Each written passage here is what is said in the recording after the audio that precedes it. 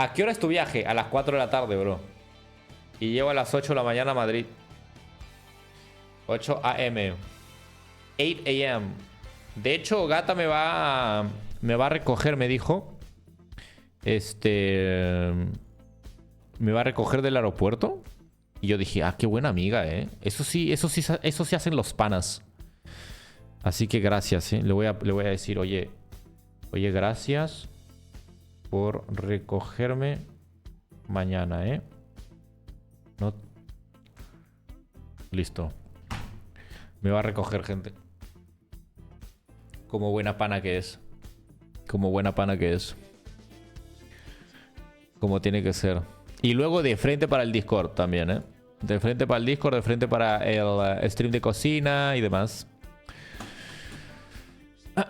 Es que pensará que te vas a perder, pues... No, no creo, amigo. Aunque sí, yo creo que sí. Es que nunca he ido a España, la verdad. No tengo ni idea cómo es, ¿eh? Gata me dice... ¿Tú te crees? ¿Qué significa eso, Gata?